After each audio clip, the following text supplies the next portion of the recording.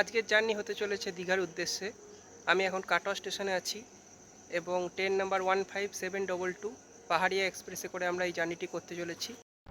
নির্ধারিত সময়ের থেকে 4 মিনিট লেটে অর্থাৎ 4:29 ট্রেনটি কাটোয়া স্টেশন পৌঁছায় এবং 4:34 দীঘার উদ্দেশ্যে রওনা দেয়। এই ট্রেনে আমাদের কোচ নাম্বার ছিল S7 এবং সিট নাম্বার ছিল 62 এবং 64।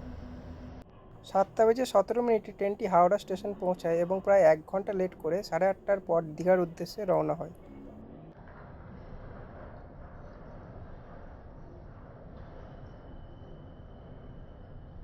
নির্ধারিত সময়ের থেকে 1 ঘন্টা লেটে 11:51 ট্রেনটি কাঁথি স্টেশন পৌঁছায় এবং তাম্রলিপ্ত এক্সপ্রেসের সঙ্গে ক্রসিং থাকার জন্য 12 মিনিট দাঁড়িয়ে 12:03 কাঁথি থেকে রওনা হয় দীঘার উদ্দেশ্যে।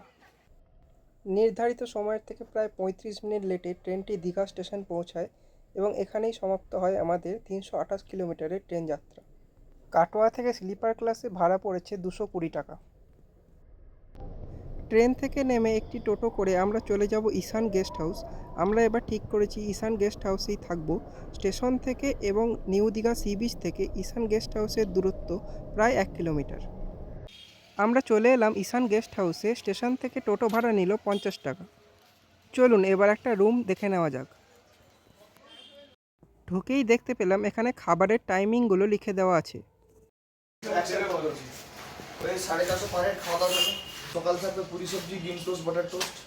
দুপুরে মাছের মিল, মাছ, ডাল, সবজি, সালাড, পাঁপড়, চাটনি, মাছ না খেলে ডিম, ডিম না খেলে ভেজ। রাত্রে থাকবে চিকেন রুটি, চিকেন থালি, চিকেন বিরিয়ানি, মাছের মিল, ডিমের মিল, সবজি মিল, তরকারি। ফোনপে হবে তো? ফোনপে। এটা এই হোটেলের ডাইনিং হল। আমাদের রুম নাম্বার 209 এবং সেটি 3rd ফ্লোরে। ঈশান গেস্ট হাউসে কর্মরত প্রত্যেকজনের ব্যবহারই খুবই ভালো। চলুন দেখে নিই রুমটি কেমন। গিজার নেই? গিজার আমি স্টিক দিয়ে দেবো, গিজার রুম নয়।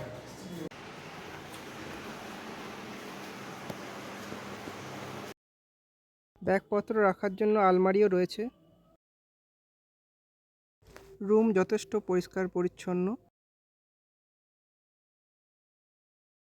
এবং বাথরুমও নিট অ্যান্ড ক্লিন। আমরা লাঞ্চে মাছ ভাত অর্ডার করেছিলাম, যার টেস্ট মোটামুটি ভালোই ছিল এবং সঙ্গে ছিল একটি তরকারি, পাঁপড় এবং চাটনি। হোটেলের ছাদ থেকেই জগন্নাথ মন্দিরের দর্শন পাওয়া যায় এবং আমরা হোটেল থেকে খাওয়া দাওয়ার পর দীঘার মোহনার উদ্দেশ্যে বেরিয়ে পড়েছিলাম। মোহনা এসেই আমরা দেখতে পেলাম অনেকেই সেখানে মাছ ধরছে। চম্পা নদী এবং বঙ্গোপসাগরের মিলনস্থলই হলো এই মোহনা। ঈশান গেস্ট হাউস থেকে মোহনা, শঙ্করপুর, দীঘা পার্ক ঘুরিয়ে একবারে ঢেউসাগর পার্কে নামিয়ে দেওয়ার জন্য আমাদের টোটোওয়ালা নিয়েছিল টোটাল 400 টাকা।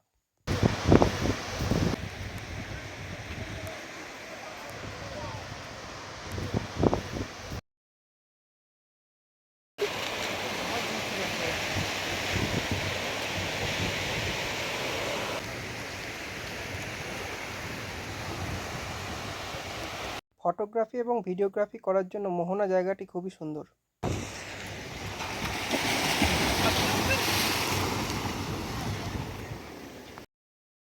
20 মিনিট মতো মোহনায় সময় কাটানোর পর আমরা চলে গেলাম শঙ্করপুরে।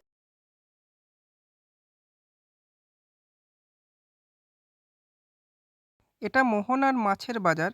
এখানে প্রচণ্ড মাছের গন্ধ রয়েছে। আমরা এখন চললাম শঙ্করপুর সি বিচে।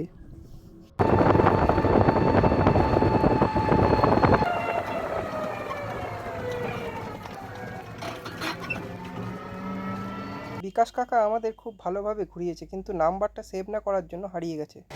আমরা পৌঁছে গেলাম শঙ্করপুর সি বিচে।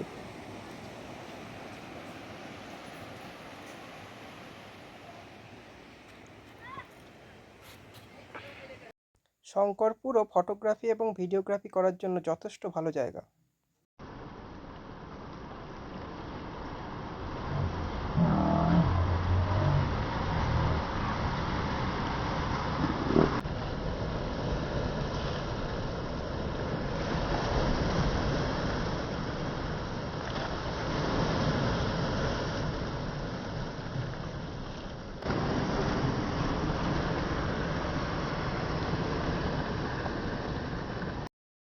30 মিনিট শঙ্করপুরে সময় কাটিয়ে আমরা চলে গেলাম দীঘার পার্কে।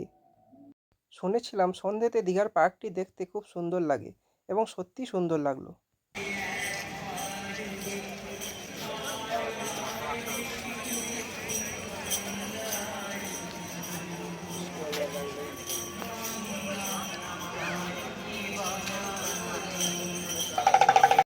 দীঘা আসলে এই পার্কটি অবশ্যই ঘুরে দেখবেন, ভুলবেন না কিন্তু।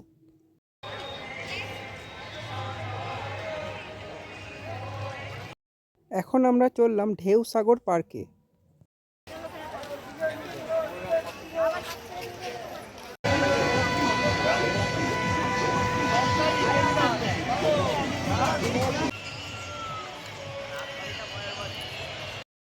এই রাইডটি খুব তাড়াতাড়ি চালু হতে চলেছে এবং এর টিকিট প্রাইস হবে 100 টাকা।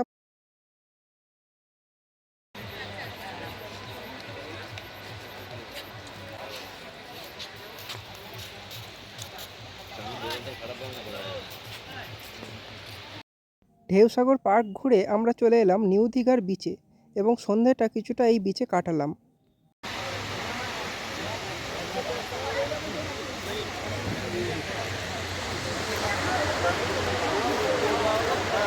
হোটেলে ফিরে রাতে খাবারের জন্য বিরিয়ানি চুজ করেছিলাম এবং বিরিয়ানির টেস্ট জঘন্য ছিল। আমি আপনাদের সাজেস্ট করব বিরিয়ানি একদমই খাবেন না, হয় তড়কা রুটি নয় চিকেন রুটি খেয়ে নেবেন। তড়কা রুটিতে বলে দেবেন যে ঝাল যেন কম দেয়।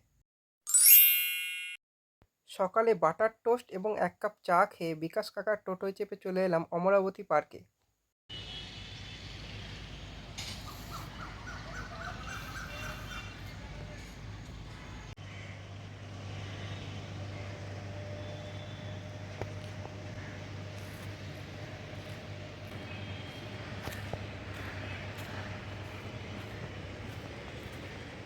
এই পার্কে রয়েছে রোপওয়ে, যার টিকিট প্রাইস 80 টাকা জনপ্রতি।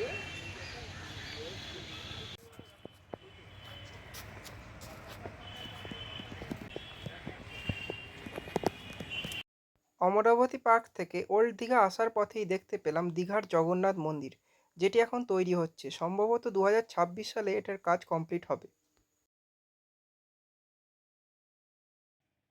সকাল 10টার আগে ম্যারিন অ্যাকোরিয়াম ওপেন হয় না, তাই টোটোওয়ালা কাকা আমাদের এই পার্কটি ঘোরাতে নিয়ে এসেছিল, যেটা খুবই সুন্দর ছিল।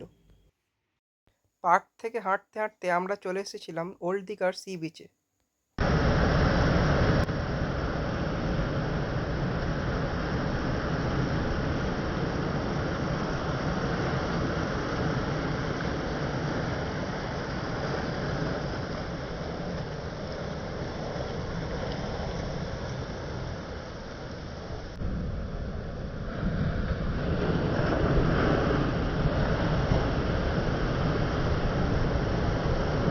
ঈশান গেস্ট হাউস থেকে অমরাবতী পার্ক এবং তারপর ওল্ড দীঘা, এবং ওল্ড দীঘা থেকে আবার হোটেল পর্যন্ত আমাদের টোটোওয়ালা কাকা নিয়েছিল 150 টাকা। হোটেলে ফিরে আমরা নিউ দীঘা সি বিচে চলে গেছিলাম স্নান করার জন্য এবং তারপরে গেছিলাম চন্দনেশ্বর মন্দির ও বিচিত্রপুর। সকাল 11:30টার সময় বেরিয়ে আমরা 12টা নাগাদ পৌঁছাই চন্দনেশ্বর মন্দিরে।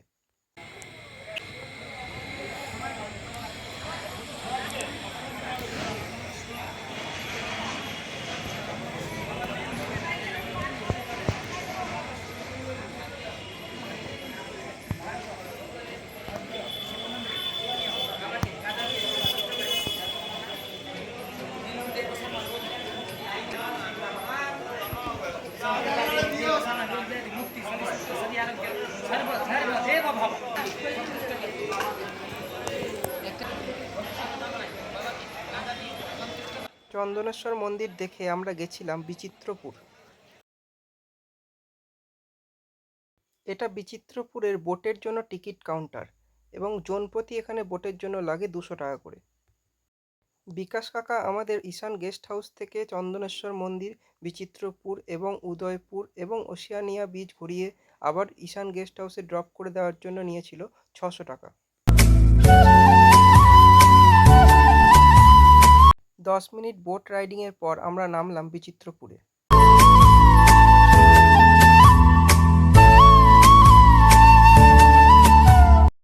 জায়গাটি বেশ সুন্দর এবং আপনি যখন এখানে আসবেন তখন আপনার মিনি সুন্দরবন টাইপের কিছু একটা ফিলিংস আসবে। বোট যখন আপনাকে নামাবে তারপর থেকে 30 মিনিট আপনাকে এই জায়গাটা ঘুরতে দেবে এবং 30 মিনিটের মধ্যে আপনাকে ঘুরে বোটের কাছে চলে যেতে হবে। এবং ঘুরতে যদি আপনাদের দেরি হয়ে যায় এবং আপনাদের বোটটি চলে যায় সেক্ষেত্রে আপনারা অন্য বোটেও চলে যেতে পারবেন। এবার ফেরার পালা। বিচিত্রপুর থেকে বেরিয়ে আমরা এখন যাব উদয়পুর সি বিচে। তবে সঙ্গে ফ্যামিলি থাকলে আপনারা উদয়পুর বিচটা অ্যাভয়েড করতে পারেন। আমরা চলে এসেছি উদয়পুর সি বিচে। এখানে সবসময় পার্টি চলতে থাকে, তাই এই জায়গাটিকে বাংলার গোয়া বলা হয়। এবং এখান থেকে আমরা যাব ওসিয়ানিয়া সি বিচ। এটি ওসিয়ানিয়া সি বিচ। পিকনিক করার জন্য এই জায়গাটি খুবই সুন্দর। দেখতে পেলাম কিছুজন পিকনিক করছেও।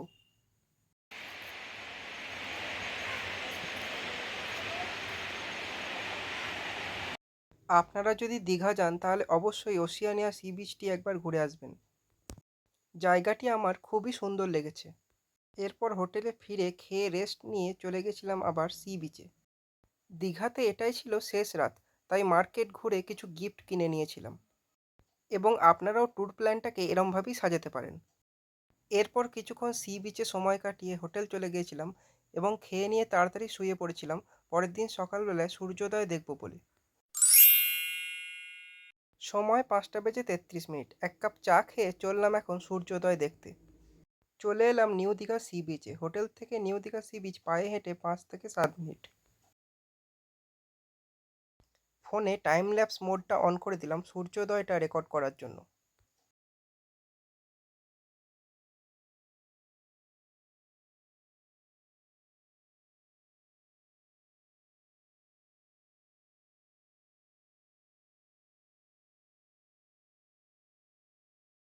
সূর্যোদয় দেখে ফেরার পথে দেখে নিলাম দীঘার জাহাজ বাড়ি। ফেরার ট্রেন ছিল সকাল 10:30টায়, কিন্তু লাইনে কাজ চলার জন্য সেটা রিশিডিউল হয়ে যায় 1টা 20-তে। হাতে 3 ঘন্টা এক্সট্রা টাইম পেয়ে যাওয়ায় হোটেল থেকে পুরি সবজি খেয়ে আমরা চলে যাই ম্যারিন অ্যাকোরিয়াম। ভিতরে ফটোগ্রাফি এবং ভিডিওগ্রাফি নিষিদ্ধ, তাই ভিতরের জিনিসগুলো দেখাতে পারলাম না। তবে আপনারা অবশ্যই একবার ম্যারিন অ্যাকোরিয়াম ঘুরে দেখে যাবেন। 2012 সালে তিমি মাছটি দীঘায় পাওয়া গেছিল। এরপর জগন্নাথ মন্দির দেখে ওল্ড দীঘা থেকে নিউ দীঘা অবধি পায়ে হেঁটে চলে এলাম এবং হোটেলে খাওয়া দাওয়া করে স্টেশন চলে গেলাম ট্রেন ধরবো বলে। স্টেশন থেকেই দীঘার জগন্নাথ মন্দিরটিও দেখা যায়। ট্রেন নাম্বার 12858 তাম্রলিপ্ত এক্সপ্রেসে করে আমরা এখন যাব দীঘা থেকে হাওড়া অবধি। এই ট্রেনে আমাদের কোচ নাম্বার D3 এবং সিট 29 এবং 30। ভাড়া 105 টাকা। সময় 1:20 এবং ট্রেনটি নির্ধারিত সময়েই ছাড়ল।